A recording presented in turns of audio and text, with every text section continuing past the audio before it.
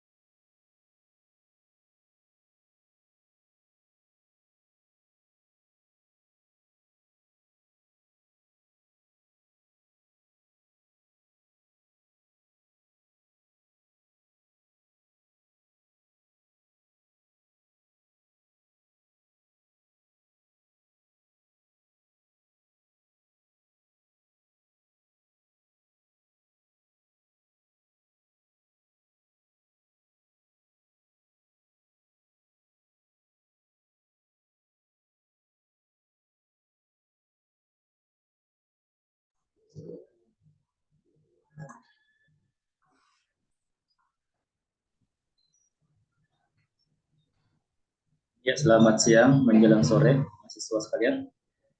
Oke, selamat siang Pak. Ya, selamat siang Bang Zainuddin. Ya, siap Pak. Siang. Ini baru 13 orang yang bergabung dan kayaknya masih lokal yang A2. Ya, kita tunggu aja dulu Pak. Ya, Teman-teman yang lain. Ya. iya, iya. Jadi yang di sini tolong sharekan linknya ke lokal A3 ya, karena tampaknya si siapa Aswan belum men-sharekan linknya sehingga belum ada yang masuk lokal A3. Di sini kayaknya masih A2 semua.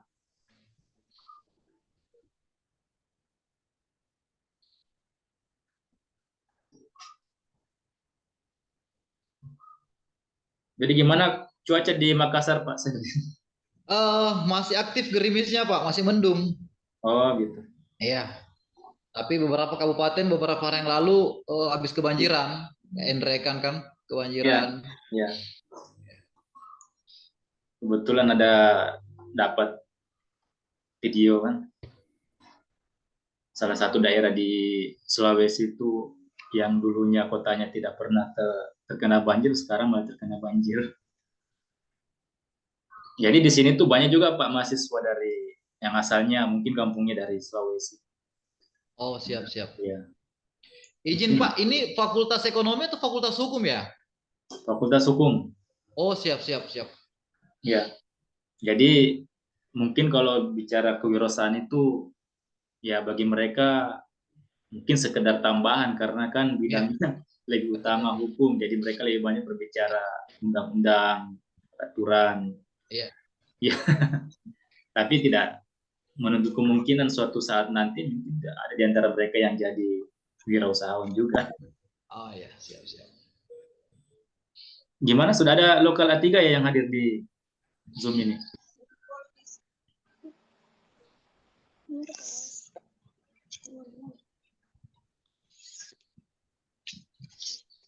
Gimana? Belum ada ya?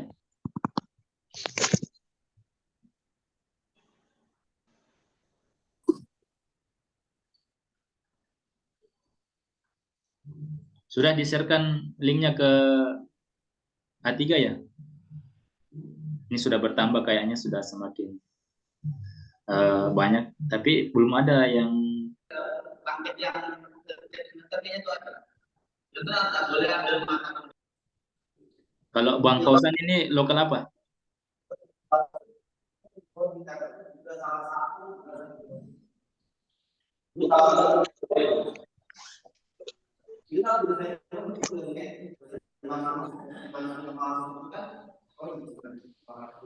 Bang Kausan lokal apa ini?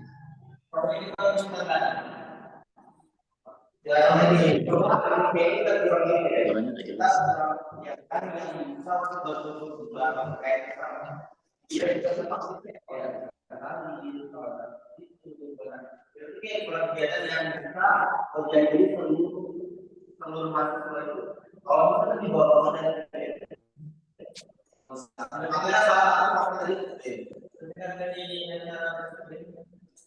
Ya, baik. Jadi kampanye sekarang sudah semakin banyak ya. Semoga sebentar bertambah. Sekarang di ruang Zoom ini sudah ada 21 orang yang hadir. Siapa? Ya, kampanye di pertengahan nanti akan semakin bertambah. Oke. Ya, sebagai informasi, Bang Zainuddin, satu lokal itu ada sekitar 30 orang lebih. Jadi totalnya mungkin sampai mencapai 70 orang kalau misalnya semua dapat linknya kemudian semua masuk. Ya, baik, kita akan melanjutkan perkuliahan yang kebetulan hari ini sudah hadir dengan kita kembali Bang Zainuddin, ya, Ya, Pak. sudah praktisi di bidangnya, ya. Sebagai info mungkin yang belum dapat informasi terkait biodata beliau, ya, kebetulan waktu itu ya saya bagikan, tidak terlalu banyak yang hadir. Jadi beliau sebagai pejabat di salah satu perusahaan daerah, ya, di salah satu daerah di Kabupaten di Sulawesi. Kemudian beliau juga punya usaha, ya. Tapi nanti boleh tanya-tanya lebih lanjut. Tapi yang lebih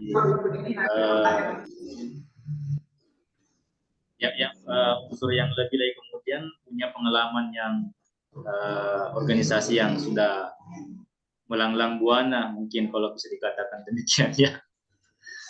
Ya. Baik, untuk hari ini materinya apa, Bang?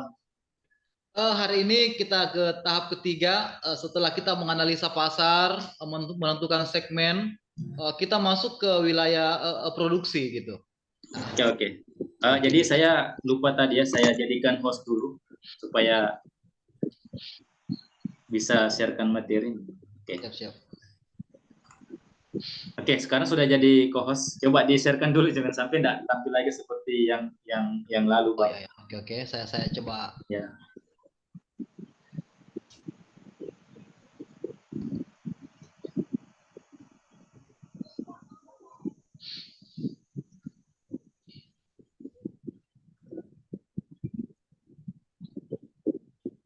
Ya.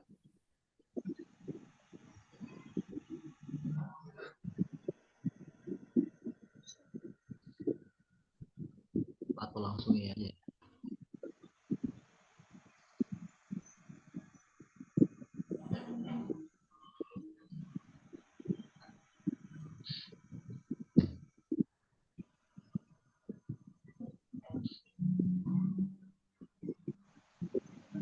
Saya minta maaf jaringan kami di sini ya agak-agak ini ya. Oke, oke. Udah tampil ya, Pak?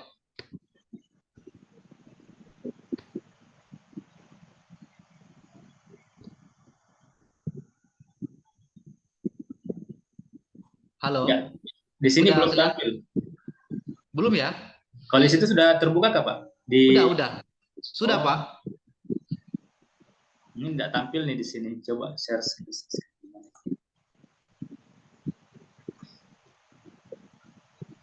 Mungkin coba ditutup dulu, baru share screen ulang. Oke, oke, oke.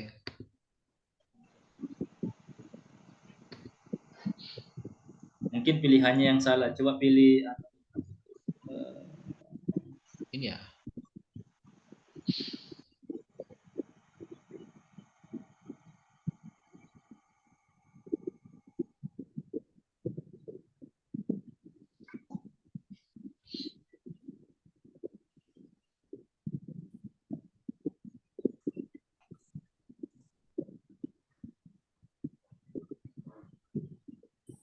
Belum tampak. Masih terputar, Pak. Sabar. Oh, Kayaknya memang bermasalah ini.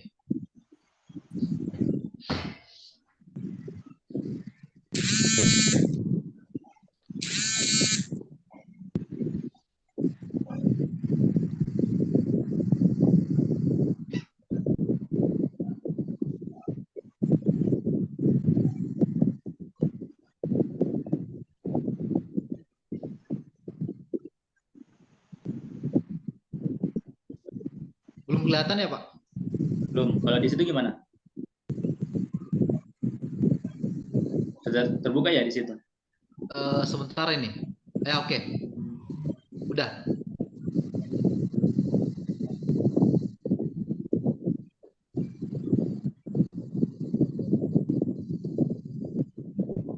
Atau bisa saya bantu share screen karena di sini tidak tampak. Oke, oke, oke. Iya.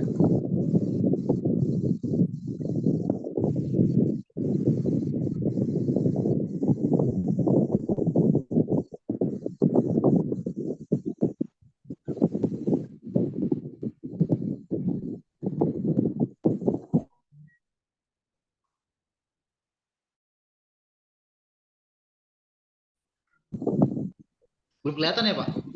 Belum. Biar saya yang share screen, Pak. Jadi saya menyesuaikan saja. Oke, siap. Ya. Jadi biar di situ Bang Zainuddin presentasikan, jadi saya juga tampilkan di sini kan supaya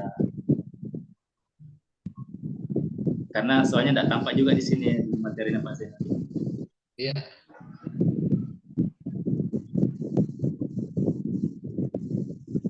Tadi sini masih buka.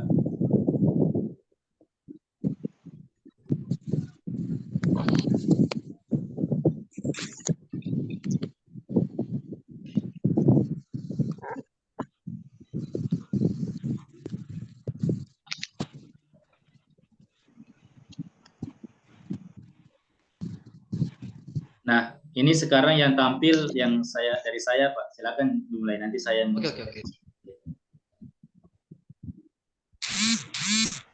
Oke. Jadi enggak apa-apa ya, Pak ya, saya yang tampilkan. Oh, enggak apa-apa. Nah, Enggak apa-apa. oke, silakan.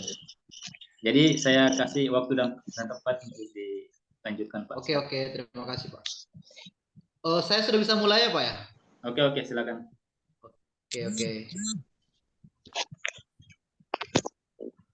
Oke, assalamualaikum warahmatullahi wabarakatuh, teman-teman sekalian. Ini pertemuan kita di minggu ketiga ya. Artinya di 2 minggu kemarin itu kita sudah menganalisa segmen-segmen atau target-target pasar yang akan kita masuki untuk melakukan kegiatan usaha. Kita sudah menentukan kalangan seperti apa yang kemudian akan menjadi target pasar kita, terus kemampuan menganalisa kemampuan daya beli masyarakat seperti apa. Hari ini kita akan masuk ke manajemen produksi dan operasionalnya gitu. Dalam diskusi atau materi hari ini kami berharap bahwa teman-teman bisa memahami apa ya itu produk, apa itu jasa dan yang diproduksi dan rencana usahanya gitu. Izin Pak, kedengarannya agak hujan di sini Pak. Kedengarannya suaranya? Kedengaran Pak. Ya, kedengaran jelas Pak. Oke, saya lanjut. Kedua, kami berharap setelah berdiskusi di tahapan ini, teman-teman sudah memahami bagaimana sistem produksi dan produk barang dan jasa itu. Nah, kemudian ketiga, sudah memahami prinsip-prinsip dalam berwirausaha. Kita mengenal dari teori ini, dan di lapangan pun seperti itu, efektivitas, efisiensi, dan produktivitas. Seperti itu. Oke, teman-teman, sebelum kita masuk, kita harus memahami dulu apa itu. Izin Pak, bisa agak kecil dikit ya ini anunya, gambar penayangannya. Oke.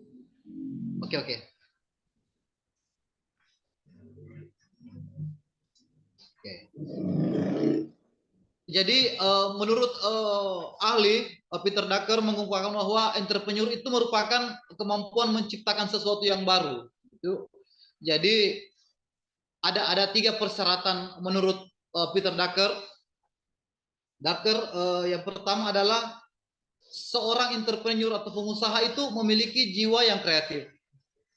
Kemudian pengusaha atau entrepreneur itu memiliki keberanian. Kemudian yang ketiga dia inovatif. Jadi di samping mereka kreatif, kita ini harus dibekali atau memiliki jiwa keberanian gitu. Karena meskipun teman-teman memiliki ide, memiliki gagasan untuk menghasilkan produk barang dan jasa, tetapi tidak punya keberanian atau aksi, itu hanya sebatas ilusi gitu. Saya berharap teman-teman, meskipun teman-teman ini di Fakultas Hukum, besok atau lusa ini akan berfungsi apakah di pribadinya teman-teman ataupun di lingkungan keluarga teman-teman. Jadi dalam kehidupan entrepreneur tidak hanya dibutuhkan ide saja gitu. Jadi kita butuh kreativitas gitu. Jadi kita butuh kreativitas, kemudian tidak ada yang namanya aksi atau keberanian, itu hanya sebatas ilusi saja. Jadi dalam berwirausaha atau melangkah ke dunia usaha itu terlepas dari kita butuh modal, butuh keberanian, kita butuh kreativitas juga. Seperti itu. Jadi menurut teori ini, dari Ketua Umum BMCC mau masuk di sini kan pada saat pelantikan Ormawa dapat pesan dari Ketua BEM bahwasanya kita kemarin itu kan. Oke, saya lanjut ya. Jadi menurut teorinya kreativitas dan inovasi itu adalah hal yang berbeda.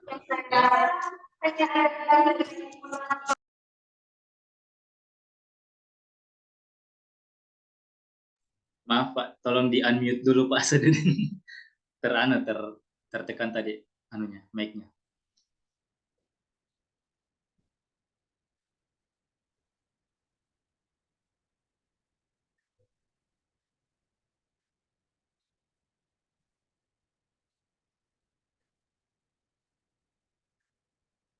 Mic-nya Pak, mic-nya termute. Mic yang di Zoom. Oke. Oke, saya lanjut ya. Oke. Jadi ada pembeda antara wilayah kita berkreasi dan berinovasi gitu.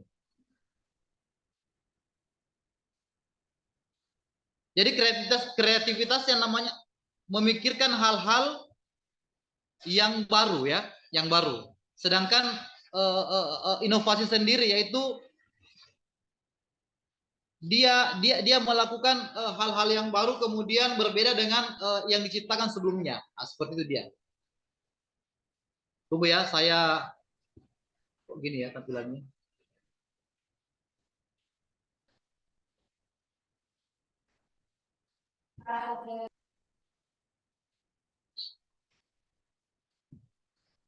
Tunggu ya teman-teman, lagi tidak tampil videonya.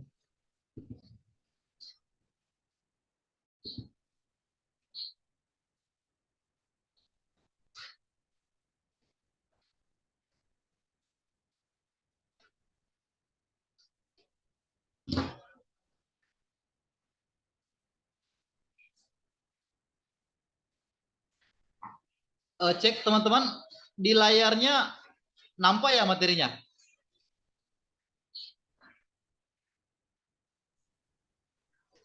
Enggak, Pak. Halo? Nggak nampak ya? Iya, Pak. Oke. Karena mungkin ini ada sedikit gangguannya.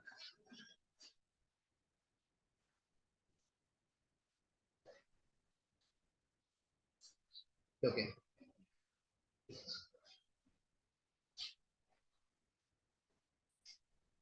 Jadi di era globalisasi hari ini, kreativitas selain menjadi faktor penting untuk mengembangkan keunggulan bersaing, juga sangat diperlukan untuk menjamin keberlangsungan hidup berusaha.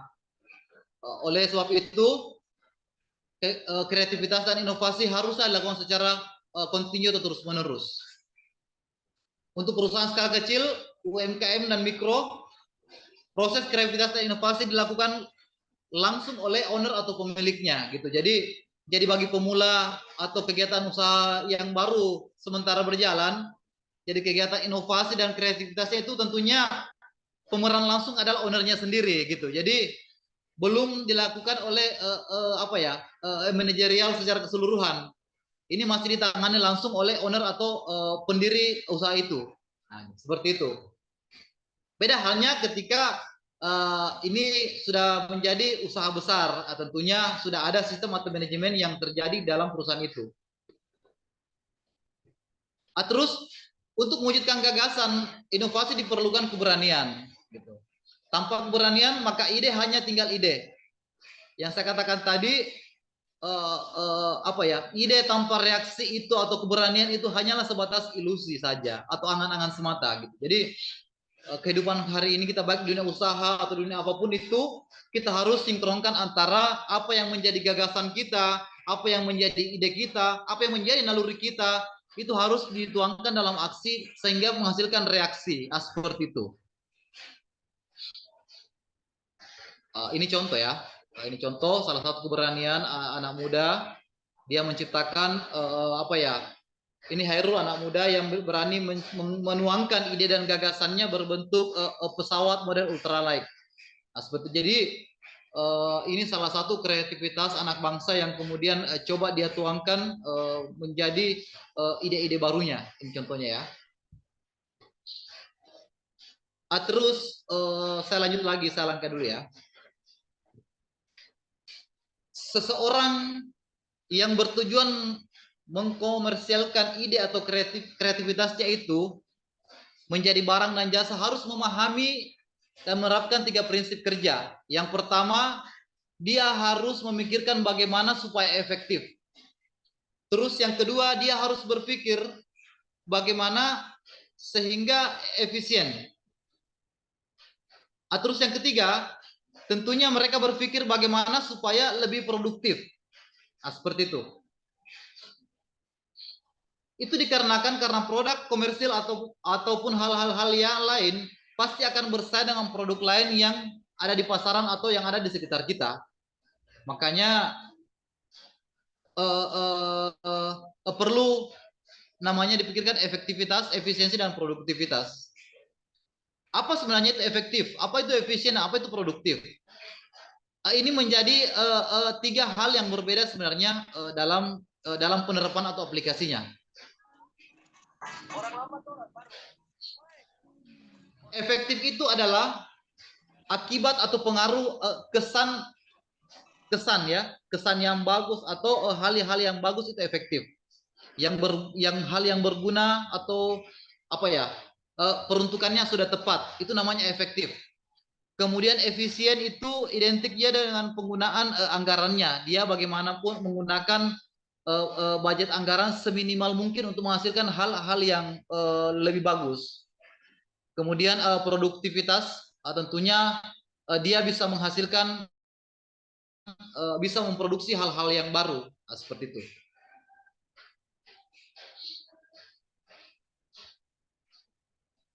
Saya lanjut ya. Baik, Pak. Oke. Jadi untuk mencapai tujuan komersial, ide kreatif menjadi produk atau barang-barang dan jasa itu sangat diperlukan dalam manajemen tata kelola pembuatan produk. Tata kelola pembentukan produk dikenal dengan istilah manajemen produksi. Jadi yang melakukan proses produksi ini harus kita pahami ada namanya manajemen produksi. Kalau kita kenal di lapangan di perusahaan besar ada namanya manajer produksi. Seperti itu. Jadi ini manajemen produksi ini yang mengatur semua bagaimana proses barang diolah menjadi bahan baku, menjadi bahan setengah jadi, menjadi barang jadi yang layak dijual. Itu yang mengatur semua itu namanya manajemen produksi. Seperti itu. Namanya itu pada fase bagaimana menginput, bagaimana memproses, dan bagaimana menjadi output yang sehingga produk dan barang jasa yang kita ciptakan itu sudah layak jual. Yang mengatur semua itu namanya manajemen produksi. Pimpinannya adalah manajer produksi. Seperti itu.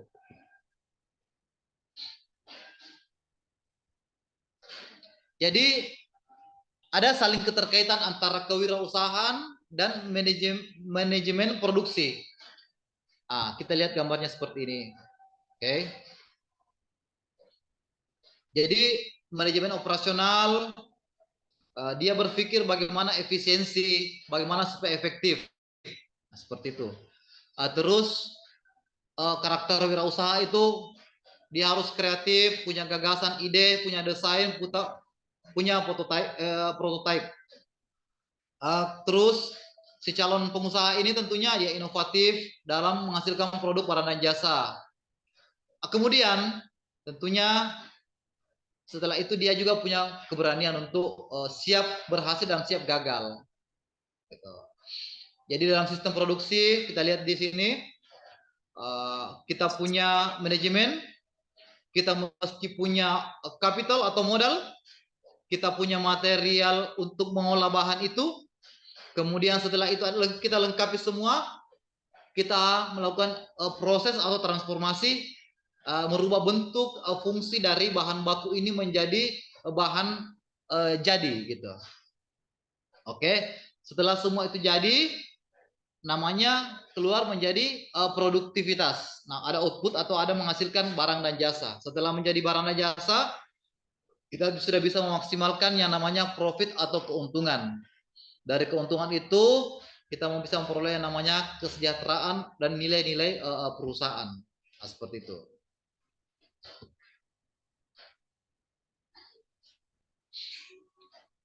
Kita selanjutnya ke saya percepat saja ya. Saya sebenarnya metodenya lebih suka berdiskusi sama teman-teman gitu.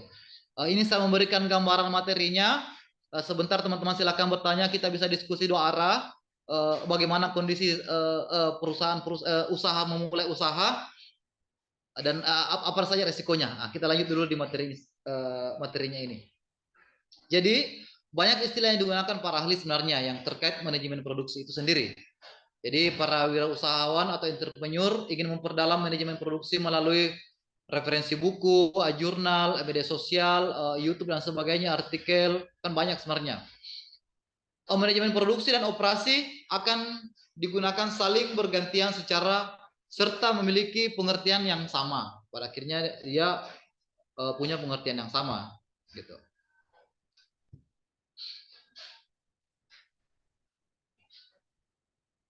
Dasar-dasar manajemen produksi dan operasi menurut Hani Handoko, ya, ini secara teorinya ya, dia mendefinisikan manajemen produksi dan operasional itu merupakan usaha mengelola secara optimal penggunaan sumber daya, saling serbu tenaga kerja, mesin-mesin, peralatan, bahan mentah dan sebagainya dalam proses transformasi bahan mentah. Jadi ini menurut para ahli, teori para ahli gitu.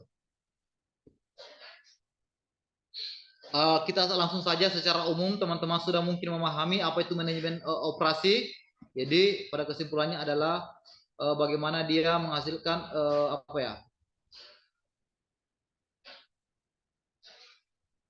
usaha-usaha untuk mengelola secara optimal penggunaan sumber daya yang dimiliki menjadi produk, barang atau jasa.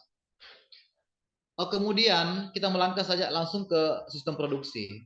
Jadi walaupun seseorang calon pengusaha atau entrepreneur dalam menghasilkan gagasan atau keberanian mewujudkan berbentuk-bentuk dan jasa, akan diproduksi harus melalui mekanisme atau sering disebut dengan sistem produksi gitu.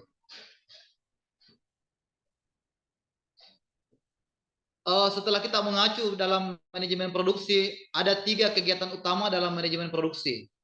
Yang pertama, menentukan faktor produksi. Kedua, proses produksi. Dan yang ketiga ada namanya hasil dari produksi itu sendiri. Jadi ini ada 3 kegiatan utama dalam manajemen produksi. Saya ulangi kembali. Yang pertama yang namanya itu proses. Ya, yang kedua namanya itu yang pertama namanya faktor yang menentukan produksi, yang kedua masuk ke proses, yang ketiga ada hasil produksi namanya barang dan jasa.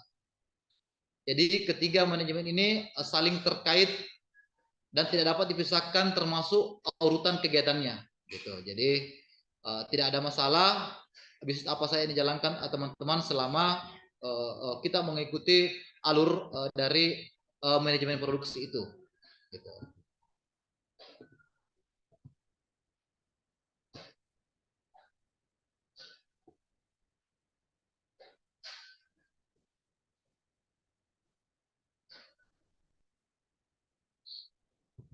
Sedikit saya memberikan contoh gambaran ya, gambaran tentang contoh produk berbentuk jasa gitu kan.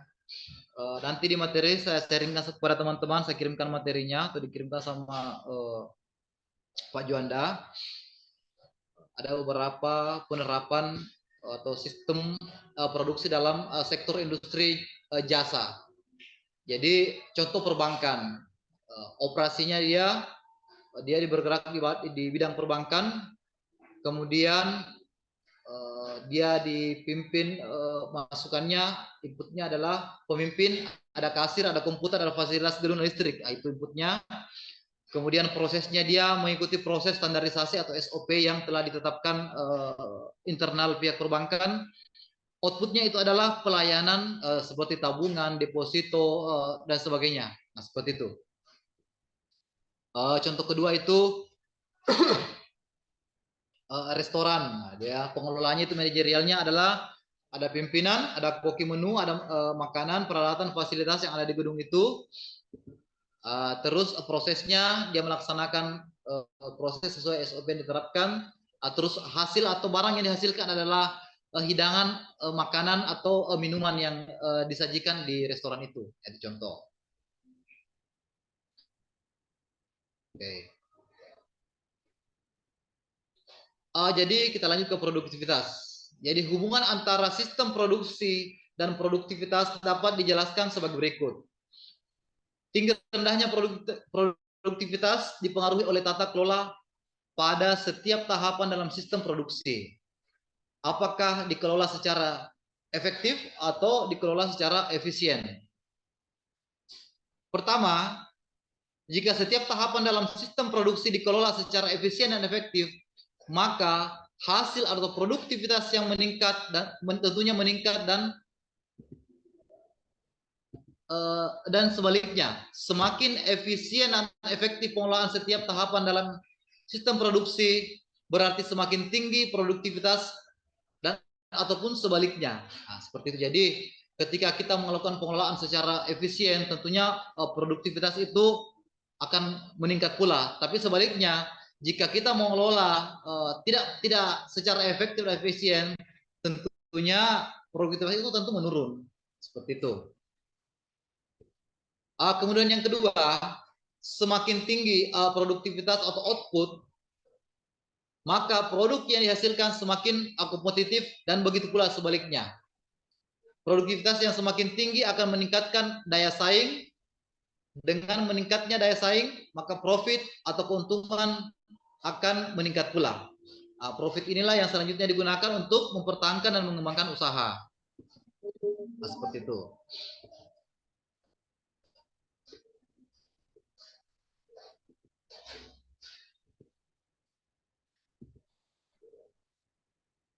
Jadi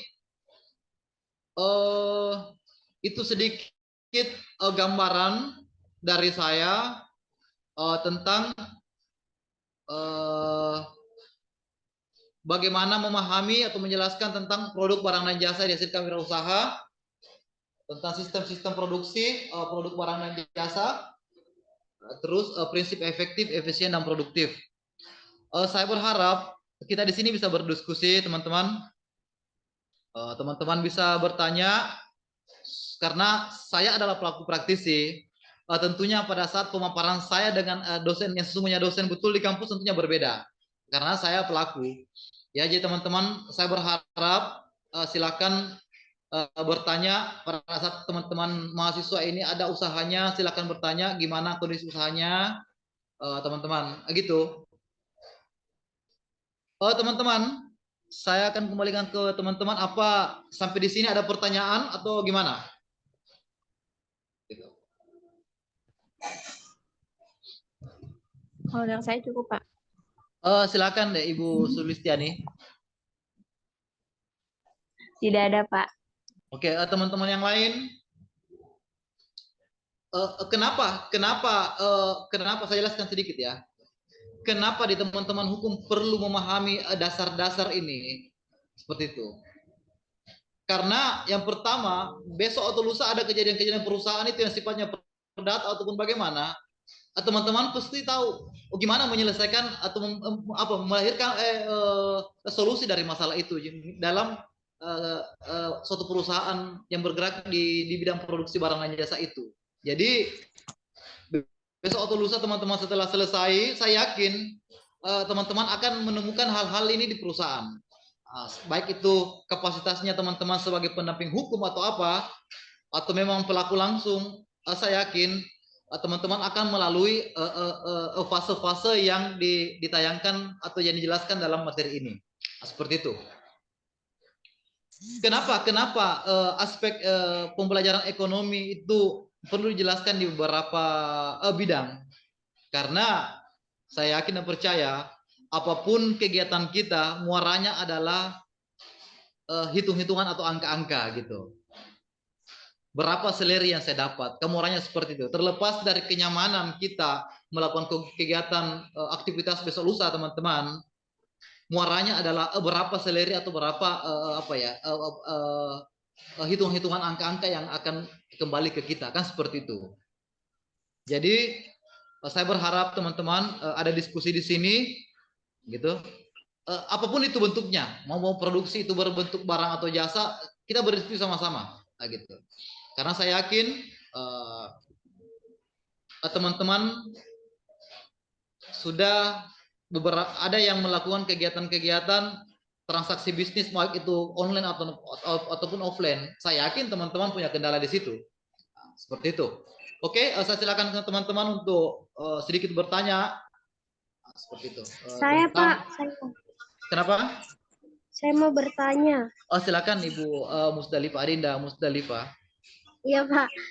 Jadi tuh saya punya usaha online kecil-kecilan kayak jualan gitu Pak. Cuman kadang saya malas nganternya, terus kadang malas jualannya.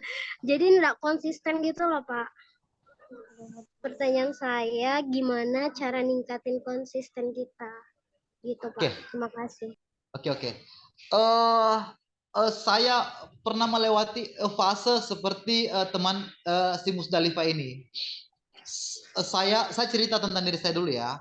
Saya pernah melakukan kegiatan usaha nyaris 5 bersamaan.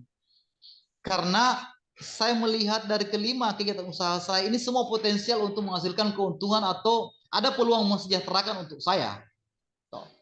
Pada akhirnya itu terfilterisasi dengan sendirinya. Muaranya pada akhirnya tinggal satu kegiatan saja. Apa yang menyebabkan semua itu? Yang pertama adalah terlepas dari ada peluang profit atau income yang akan kita dapatkan besok lusa adalah yang pertama adalah bagaimana kenyamanan atau kita menjalankan kegiatan itu. Saya yakin teman si Musdalifah ini kenapa belum kategorinya dia malas melakukan pengantaran, kenapa tidak komitmen ke ini itu seperti ini. Kalau secara psikologi mungkin karakternya ini si Musdalifah selalu melihat ini lagi yang berpulang lebih bagus daripada yang usaha saya sebelumnya. Seperti itu. Saya malah berpikir seperti ini. Saya menyarankan seperti ini. Cobalah teman-teman ini si Musdalifah untuk bagaimana mencintai produk atau bisnis yang kita jalankan gitu. Karena pada prinsipnya apa yang kita cintai, apa yang kita senangi, pasti akan kita maksimalkan gitu. Tapi tidak masalah melihat peluang yang lain kan? Tidak masalah melihat peluang yang lain bahwa peluang si B ini juga menguntungkan untuk kita, peluang C ini menguntungkan untuk kita, tapi cobalah kita komitmen untuk mencintai satu bisnis dulu gitu. Karena untuk pemula kemudian menjalankan 2-3 unit bisnis, saya yakin agak berat untuk menghasilkan efektivitas. Kita bicara efektivitas seperti yang materi sebelumnya. Jadi untuk menghasilkan yang namanya efektivitas pada saat kita tidak komitmen itu jangan berharap jauh. Nah, secara teori ya Dinda Musdalifah, secara teori ini sudah jelas dan tegas kita dituntut untuk efektif, kita dituntut untuk berani, kita dituntut untuk efisien. Seperti itu. Jadi saya mengatakan kenapa agak bermalas-malasan? Mungkin karena belum maksimal mencintai atau menggemari bisnis itu. Yang kedua adalah saya malah berpikir seperti ini, dan ini praktek saya lakukan ya. Kenapa bermalas-malasan? Karena mungkin bebannya teman-teman masih sedikit.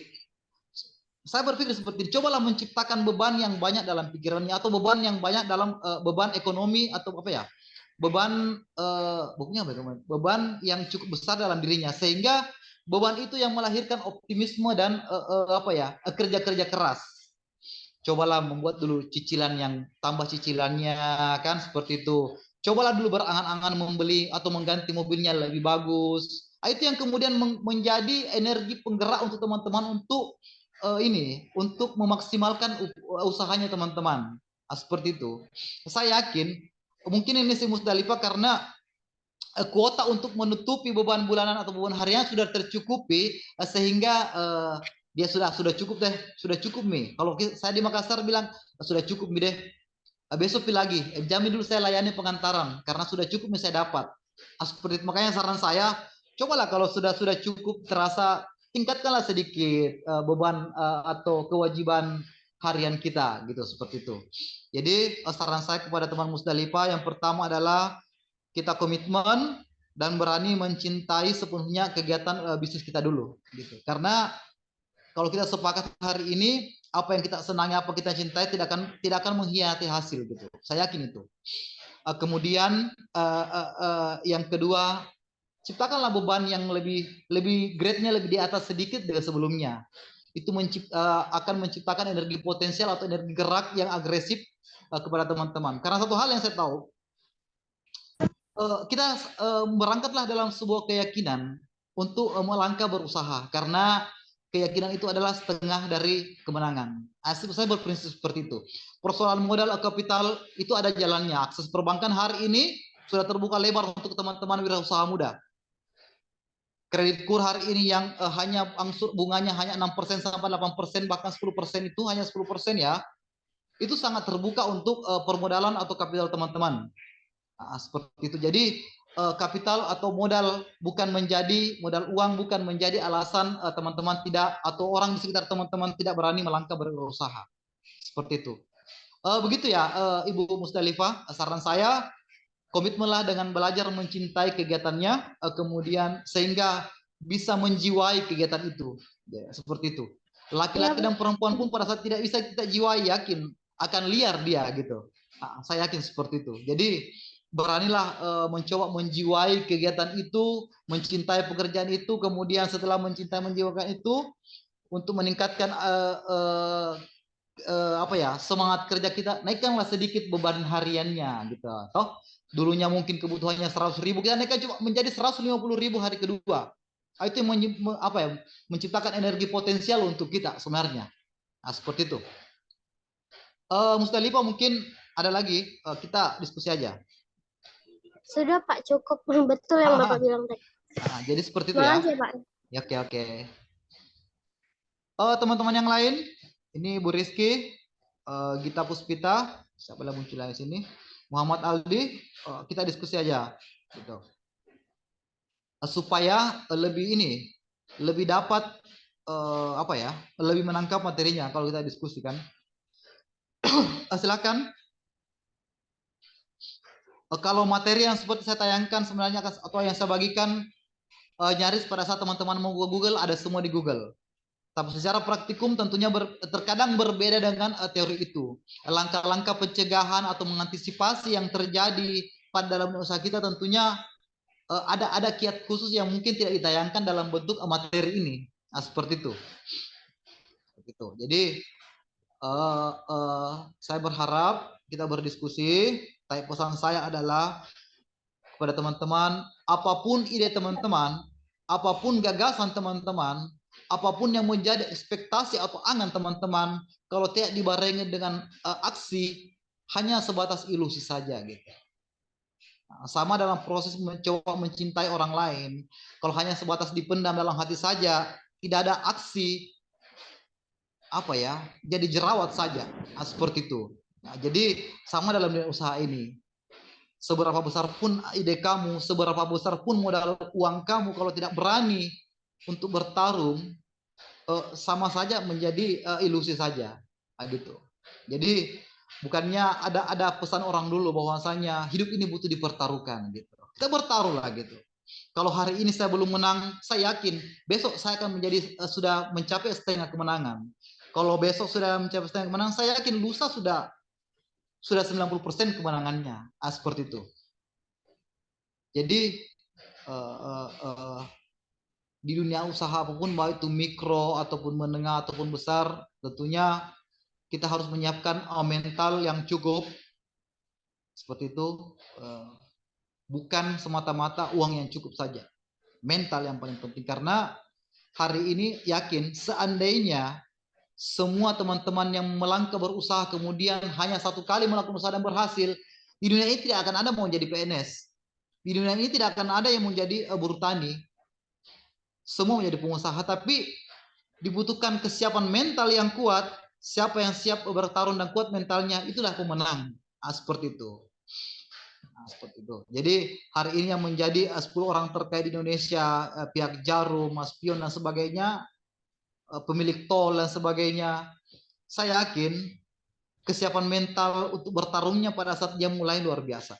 Begitu. Bukan hanya kesiapan budgetingnya, bukan. Saya ulangi kembali, kalau persiapan modal hari ini, akses perbankan terbuka lebar untuk teman-teman. Mulai dari angka 5 juta sampai 100 juta itu terbuka. Hanya bermodalkan jaminan saja BPKB motor. dan lain-lain, mobil dan sebagainya. Jadi saya sampaikan lagi, modal uang hari ini bukan menjadi kendala teman-teman untuk mulai melangkah berusaha gitu.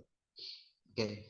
Saya yakin di antara kita beberapa orang di sini teman-teman Fakultas Hukum, saya yakin setelah selesai tidak semua akan tertarik masuk ke berperan ke bidang hukum semua. Saya yakin, adapun yang berperan ke bidang hukumnya masing-masing, saya yakin adapun melakukan kegiatan usaha di luar. Saya yakin seperti itu. Karena apa? Karena tuntutan dunia, tuntutan kebutuhan yang memaksa kita untuk seperti itu. Apalagi kita di Indonesia ini, kita dituntut tidak harus mempunyai, setelah kita punya mempunyai lebih dari satu kelebihan, gitu. Meskipun seleri atau yang diberikan kepada kita tidak seimbang. Makanya saya yakin kepada teman-teman besok atau lusa, meskipun teman-teman di bidang Fakultas Hukum, saya yakin ada yang melakukan kegiatan usaha di luar. Kalau bukan dia, orang terdekat, istrinya, atau anaknya, atau omnya. Nah, dari diskusi ini, itu bisa menjadi masukan atau langkah awal kepada teman-teman untuk bismillah memulai kegiatan usaha. Seperti itu. Saya berharap ada 2 lagi penanya supaya lebih maksimal diskusi kita hari ini. Apapun itu, selama menyangkut kegiatan usaha.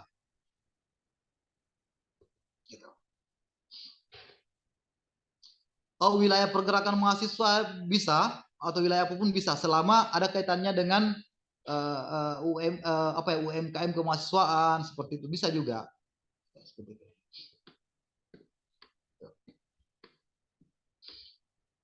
Mungkin di wilayah teman-teman atau lingkungan teman-teman ya, saya sedikit berbicara.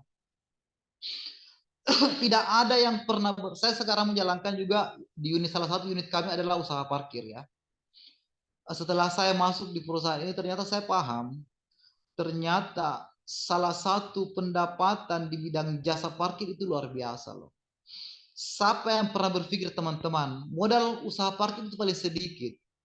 Usaha parkir itu hanya bermodalkan sempritan dengan rompi warna orange. Kalau di Makassar ya, hanya bermodalkan kekuatan meniup sempritan, modalnya mungkin sempritan itu di 15 ribuan loh. Modalnya rompi itu, rompi baju itu yang orange itu saya perkirakan di angka 30 ribuan sampai 70 ribuan maksimal.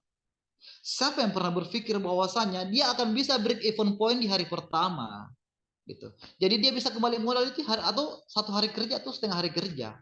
Bayangkan adik-adik sekalian ya. Usaha parkir, usaha di bidang jasa parkir ini 1 kali parkir motor itu 2.000 loh kalau motor. Mobil terkadang 4.000, mobil terkadang 5.000. Coba diakumulasi. Dalam satu tempat keramaian parkir 10 saja motor sudah 20.000 Pak. Sudah bisa menutupi biaya sempritan. Diakumulasi jumlah mobil 10 juga. 10 kali 50.000 sudah bisa mengakumulasi mengganti biaya pembelian rompi ini. Kenapa saya menjelaskan seperti itu kepada teman-teman? Bahwasanya jangan melihat sepele bahwa dia tukang parkir. Saya yakin pendapatan tukang parkir dibanding beberapa gaji karyawan melebihi dari gaji karyawan. Saya yakin rata-rata pendapatan mereka itu di atas dari 100.000 per hari. Seperti itu. Itu salah satu unit usaha jasa yang dilakukan oleh teman-teman.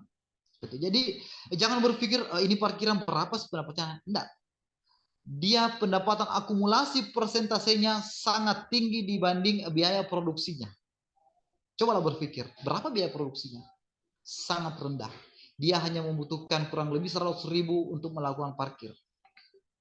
Seperti itu. Jadi di usaha jasa konsultan, dia hanya berbicara saja gini. Dia bisa mendapatkan salary. Bahkan lebih banyak mungkin diperoleh secara persentasi dibanding dia menghasilkan barang seperti kerupuk, seperti pakaian, seperti kosmetik dan lain-lain. Pertanyaannya hari ini adalah sanggupkah teman-teman untuk bertarung di kehidupan seperti itu? Kendala teman-teman pemula adalah pertama ada pertarungan gengsi.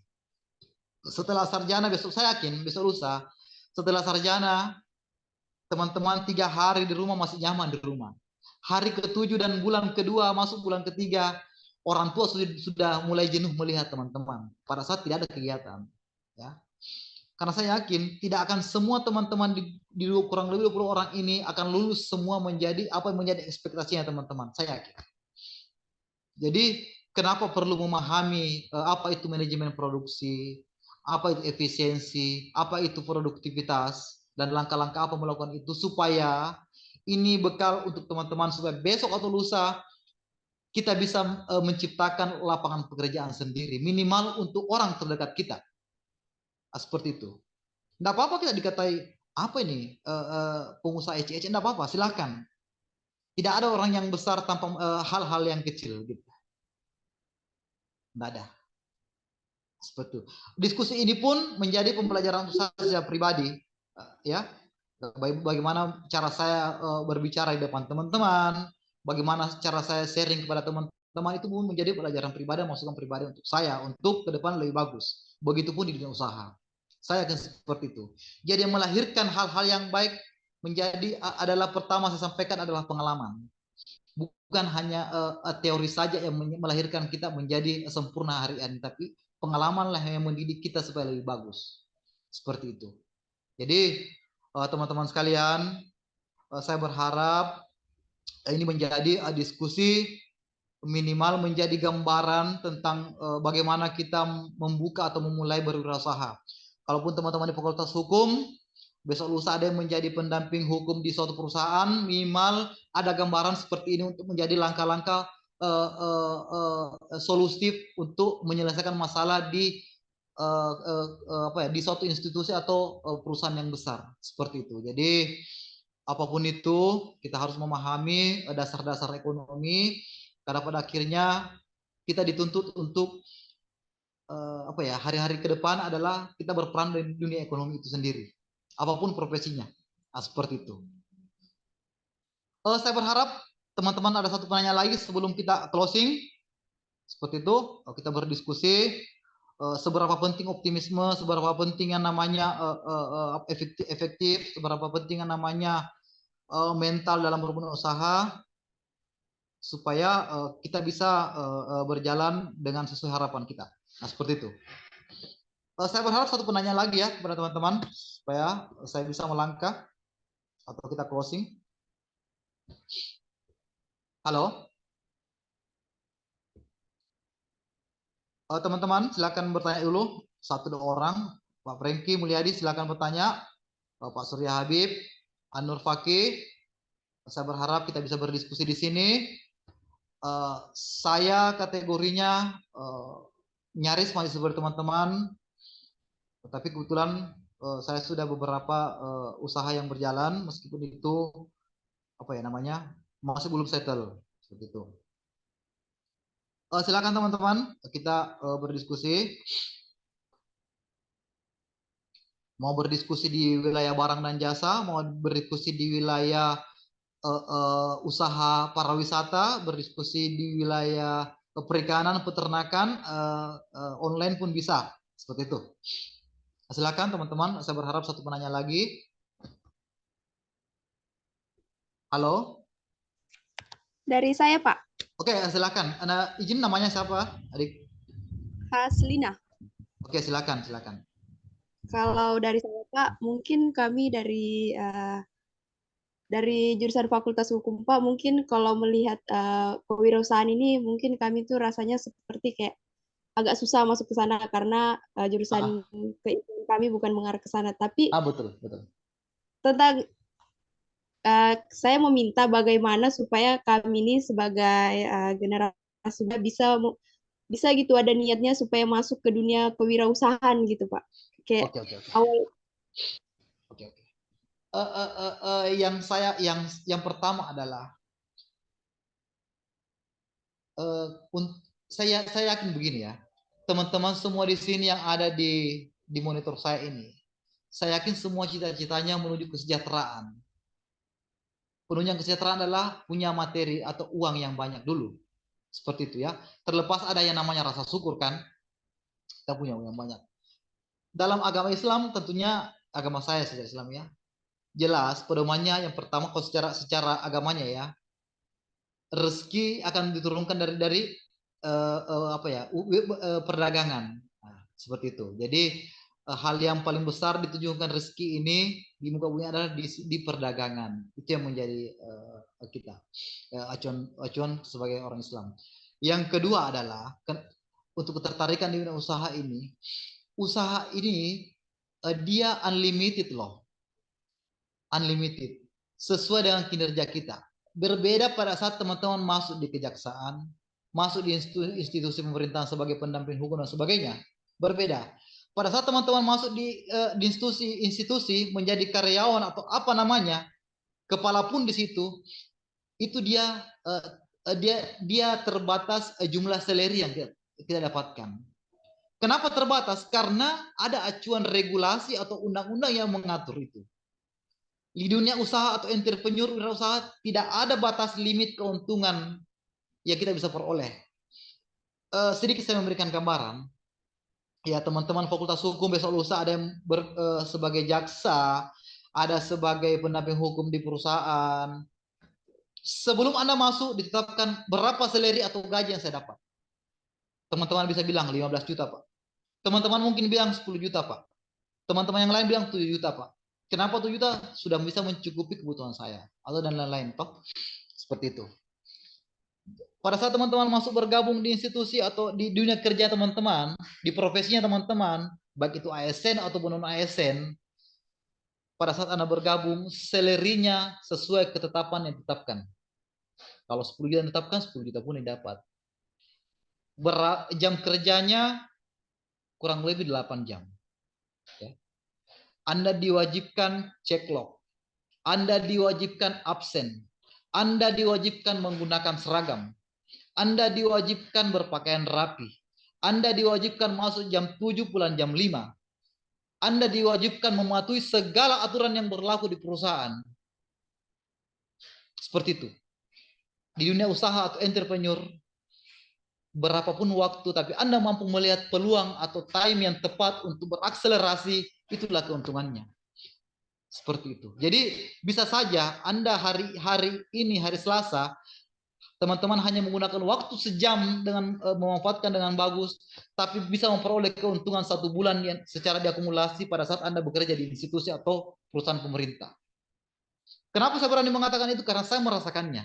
Saya masuk di perusahaan daerah. Saya merasakan itu. Pada saat saya membandingkan keluar di entrepreneur atau di dunia usaha saya sendiri, tentunya biasa saya merasakan 3 hari di dunia di luar bisa mengakumulasi pendapatan 1 bulan di dunia institusi.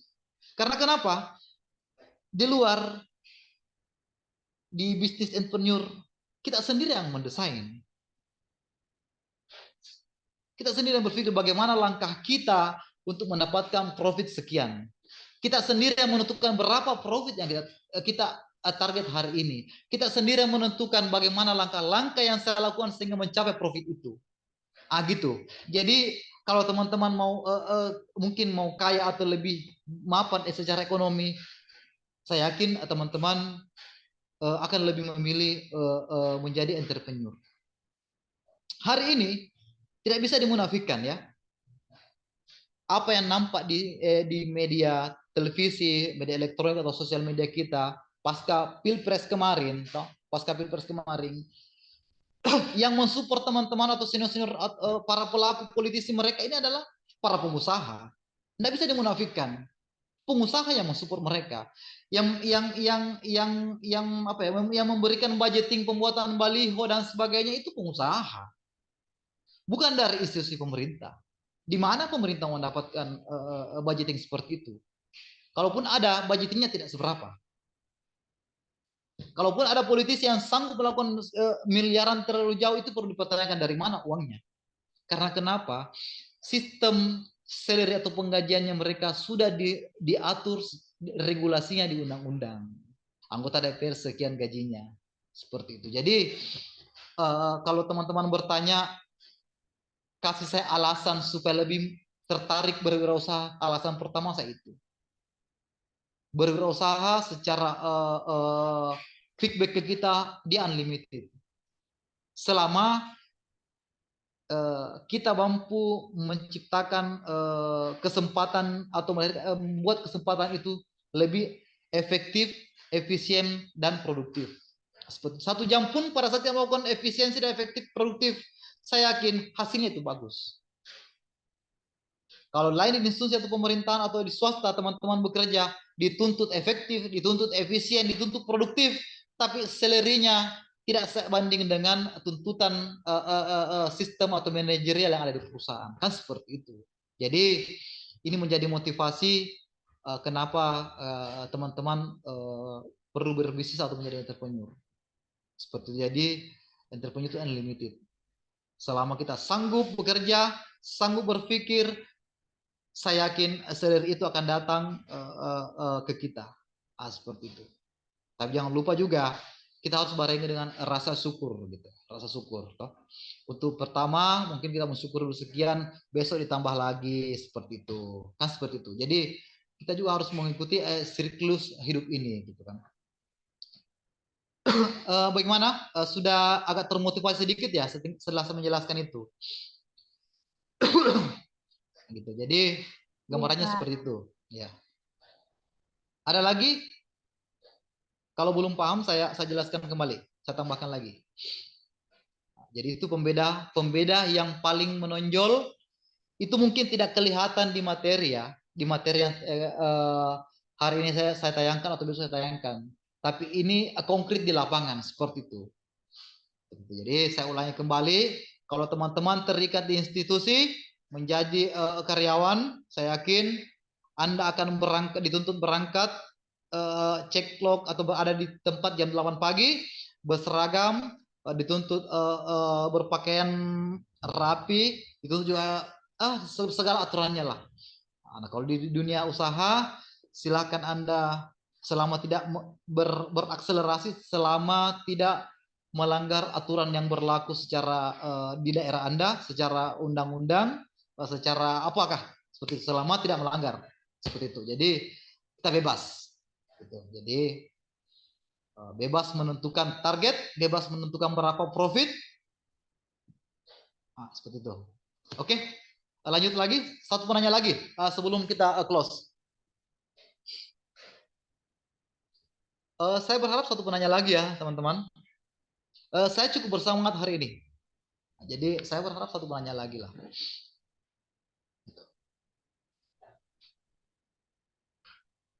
Teman-teman yang lain silakan. Mungkin ada melakukan dunia bisnis atau apa yang di luar atau keluarganya. Bagaimana kita sharing-sharing di sini atau peluang bisnis yang ada di tempat kalian, mungkin kita bisa sharing-sharing apa yang kelihatan di depan matanya sehingga menganggap itu peluang seperti itu. Karena kalaupun teman-teman melihat sekitarnya ada peluang usaha, ya, ada segmen-segmen yang kita masuki sebagai hal yang bisa menghasilkan keuntungan atau profit untuk kita, tapi lagi-lagi kalau teman-teman tidak melakukan aksi, itu sama saja dengan apa ya? Ya, ilusi saja. Hanya sebatas bayangan imajinasi saya gitu. Meskipun saya yakin berimajinasi terkadang nyaman untuk kita gitu. Jadi silakan teman-teman. Saya berharap satu penanya lagi supaya lebih bisa, karena kebetulan kita ini bicara efektivitas, efisiensi dan produktivitas. Nah, analisa saya satu penanya lagi supaya lebih produktif diskusi kita hari ini. Tolong satu penanya lagi lah. Gitu. Saya takut juga saya bicara produktivitas kemudian penyampaian saya kurang produktif pada teman-teman. Gitu. Oke? Satu penanya lagi lah. Ini adik Nurlela bisa bertanya. Dalipa, silakan. Pak Surya, Dina Surya silakan bertanya. Halo.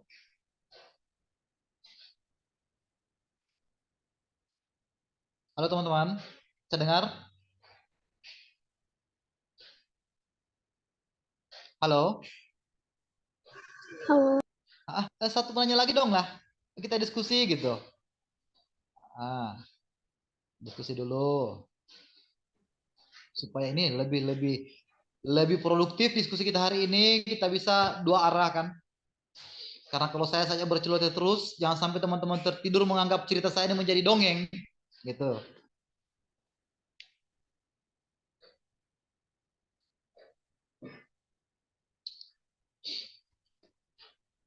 Oke. Gini aja. Eh, eh, teman-teman bisa mengakses media sosial kita berdiskusi di tempat lain saja atau gimana ya? Kalau teman-teman sudah cukup di sini, jangan sampai ada yang ngantuk kan? Atau suara saya kurang kedengaran ya? Atau kurang nyaring ya? Nyaring, Pak.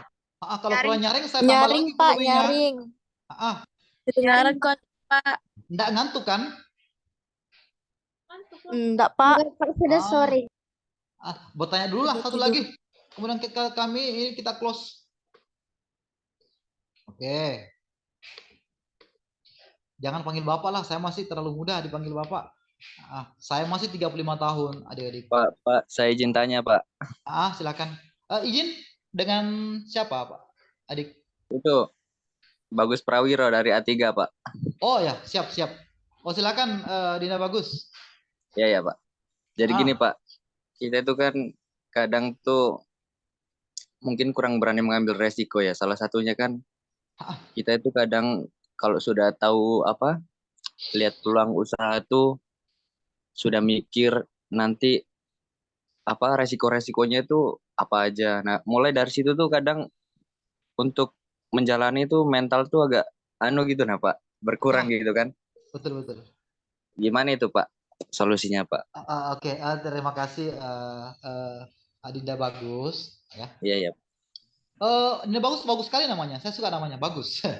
Gini, rata-rata teman-teman ya, teman-teman pemula yang mau mulai UMKM ya, rata-rata dia mengalami kendala seperti yang disampaikan Pak Bagus. Teman-teman di Makassar pun banyak seperti itu. Gitu. Jadi di dunia bisnis kita mengenal ada namanya manajemen risiko, ya. Manajemen risiko. Jadi memang sebelum kita melangkah dan action, kita harus juga menghitung manajemen risikonya seperti apa, gitu. Kalau di dunia organisasi pun saya yakin teman-teman mendapatkan itu. Di dunia leadership teman-teman pasti mempelajari itu manajemen risiko seperti apa. Di dunia usaha pun kita harus mengenal ada namanya manajemen risiko, ya. Jadi sebelum kita melakukan bismillah dan melangkah on setelah melihat atau menentukan barang yang kita mau luncurkan ya, sudah menentukan pasar ini, kalangan ini yang kita tentukan, namanya manajemen risiko. Manajemen risiko ini adalah antisipasi atau pencegahan sebelum mencapai risiko yang kita takutkan itu yang tadi. Jadi ada langkah-langkah. Anggaplah saya pelaku ya.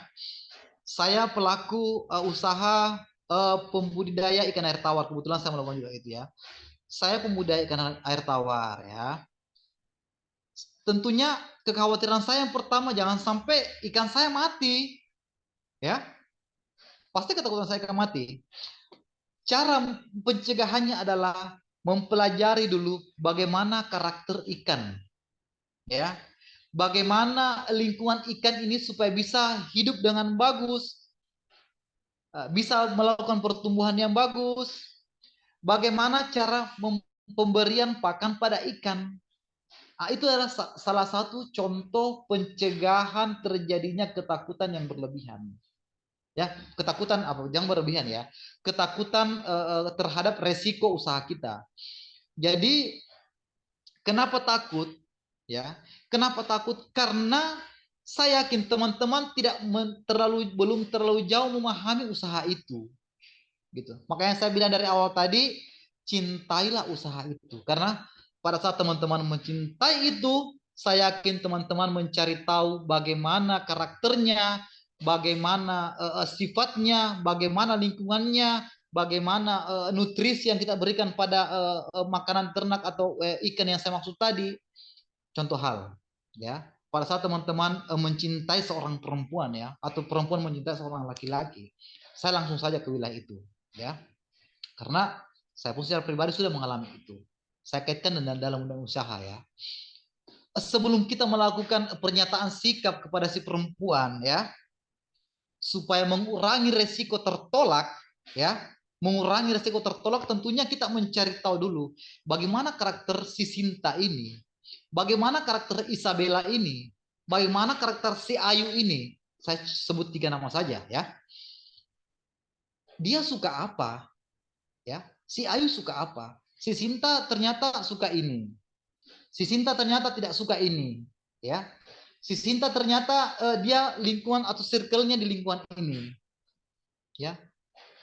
Kita akan berani menuangkan perasaan kita yang terkadang ambisius, ya. Saya bilang terkadang ambisius pada saat kita telah mendeteksi atau menganalisa bagaimana karakternya, apa kesukaannya gitu, apa hobinya, apa circle-nya, apa kebutuhan yang menonjol dari dirinya. Begitupun dalam usaha, untuk mencegah yang namanya ketakutan atau manajemen risiko, kita harus masuk ke wilayah detail, menganalisa usaha itu gitu.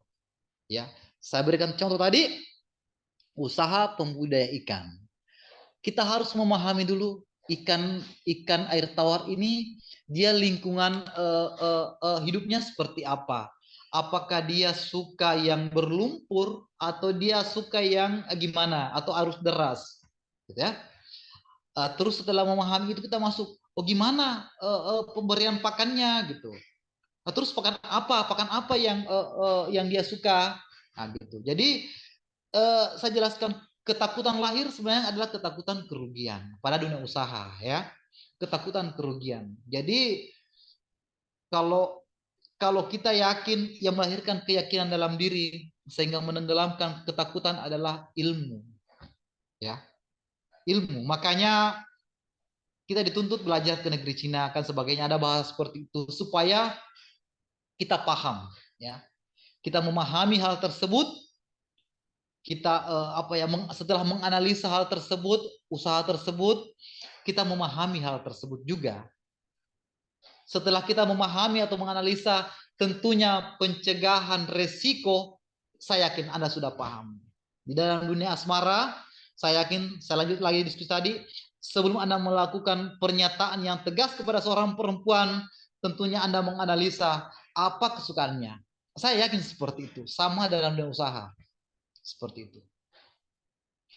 Kenapa saya sedikit berikan gambaran? Kenapa teman-teman, saya melihat UMKM di khususnya Sulsel, ya, beda dengan teman-teman di Jawa yang kemudian idenya bagus, kemudian dia komitmen.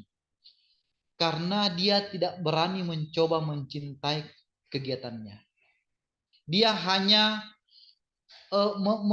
melihat di luar saja bahwasanya usaha ini bisa profit, tapi dia tidak menjiwai usaha itu gitu. Dia tidak menjiwai bisnis yang akan dia jalankan. Seperti itu. Jadi melahirkan menciptakan seruh sefrekuensi dengan kita. Nah, gitu. Jadi meskipun dia barang, sebenarnya kalau kita menciptakan frekuensi yang sama dengan kita, dengan memberikan memberikan kemasan cantik, memberikan akses distribusi yang lebih cepat, seperti itu, tentunya akan melahirkan produktivitas yang bagus untuk kita, yang tentunya berbentuk profit atau seleri keuntungan yang bagus untuk kita. Nah, jadi begitu, Dinda Bagus. Jadi saran saya, analisalah dia bagaimana. Dari contoh-contoh yang saya berikan, saya yakin adik ini sudah ada gambaran, ya. Ada gambaran supaya tidak takut gitu. Jadi ketakutan tentunya ada, tapi pada saat kita telah menganalisa dan dibarengi keilmuan yang pengetahuan yang cukup tentang usaha itu, saya yakin meminimalisir rasio ketakutan itu sangatlah bisa. Seperti itu. Jadi saya berikan tadi contoh bagaimana ke seorang perempuan, ke seorang laki-laki, itulah sangatlah konkret. Seperti itu. Jadi teman-teman sekalian, sekarang sudah kami di Makassar, sudah di Maros, sudah jam 16:05. Kalau tidak ada pertanyaan lagi, sebentar Pak dosen akan men-share materi ini. Saya berharap minggu depan partisipasinya lebih bagus, ya, lebih bagus, kita lebih sharing-sharing. Kalau teman-teman ada di Makassar, berkabarlah, kita diskusi di warung kopi atau di kafe-kafe terdekat. Ataupun saya ada di Kalimantan, saya akan mengabari teman-teman. Seperti itu. Oke, Pak, terima kasih atas partisipasinya dan perhatiannya terhadap apa ya, diskusi kita hari ini. Saya berharap ini menjadi motivasi atau gelombang energi baru untuk teman-teman. Nah, seperti itu. Pak Juanda, saya kembalikan kepada Bapak. Assalamualaikum warahmatullahi wabarakatuh. Waalaikumsalam. Warahmatullahi wabarakatuh. Jadi saya sedikit memberikan kesimpulan ya. Jadi di awal tadi ada materi terkait dengan prinsip produksi. Yang pertama adalah efektivitas, yang kedua adalah efisiensi, dan yang ketiga adalah produktivitas. Ya, jadi itu secara teoritis yang bersumber dari materi kita. Dan yang kedua ada proses produksi, apa ya, sistem produksi. Yang pertama adalah input, proses, dan output. Dan yang tak kalah penting untuk setelah materi dibahas, nah ini yang membedakan antara kami sebagai pendidik di universitas, kampus, dosen, dan juga sebagai praktisi ya, kami berbicara teori. Tapi kalau praktisi yang berbicara itu berbicara secara praktisnya, bagaimana yang dialami langsung di lapangan, seperti itu. Ya, apalagi di sesi terakhir tadi kebetulan saya ngantuk juga, dan saya tiba-tiba termelek ketika membahas terkait dengan manajemen risiko. Ya, untuk menanggulangi risiko tertolak, ya pahami apa kira-kira yang dia suka gitu ya. Jadi ini tambahan mungkin yang kalau kita relevansikan antara dunia usaha dan juga dunia percintaan, luar biasa sekali. Ya, dan juga yang bertanya ya otomatis pasti kami berikan nanti apresiasi dari reward sendiri. Jadi makanya tadi diminta siapa yang mau bertanya ya. Kalau misalnya diminta seperti itu ya usahakan ya supaya proaktif dan juga antusias ya. Jadi kami ucapkan terima kasih banyak Pak Zainuddin. Ya, siapa Jonda, sama-sama ya. Luar biasa sekali ya, luar biasa sekali. Ya. Saya akan bersemangat hari ini Pak. Iya, makanya ya. Sangat motivasinya sangat luar biasa. Oke, saya bersemangat karena yakin gelombang frekuensi semangatnya teman-teman juga bersemangat seperti itu. Jadi saya cukup ini ya. Oke Pak, terima kasih. Ya, bukan cuma mahasiswa juga yang termotivasi, saya juga bahkan termotivasi. Jadi sebelum meninggalkan mungkin ruangan Pak, saya izin foto dulu ya. Oke, siap. Tolong teman-teman yang sekarang hadir diaktifkan dulu sejenak kameranya untuk saya ambil fotonya. Sebelum saya tutup ya, silakan diaktifkan kameranya dulu terlebih dahulu sejenak. Aslina, Maulani, Wita, oke, tambah lagi. Oke, bentar ya, 2 kali ini yang pertama.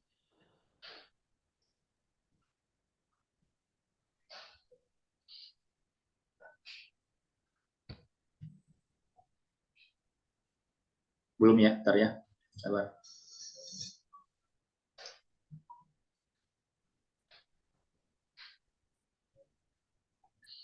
Bentar ya, ini enggak. Saya mau capture tapi enggak tercapture.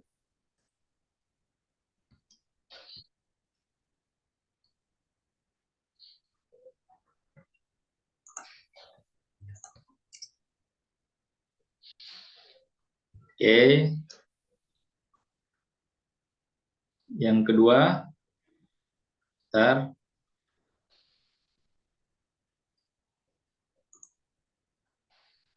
Ini karena ada beberapa aplikasi yang aktif saya bersama, makanya tidak terlalu kencang. Bentar ya. Oke, udah. Baik, terima kasih atas partisipasinya semua mahasiswa sekalian, dan juga terkhusus kepada praktisi yang sudah bersedia untuk berbagi kepada mahasiswa sekalian. Saya ucapkan selamat sore, assalamualaikum warahmatullahi wabarakatuh, dan sampai jumpa lagi pekan depan. Waalaikumsalam. Waalaikumsalam warahmatullahi wabarakatuh. Waalaikumsalam warahmatullahi wabarakatuh.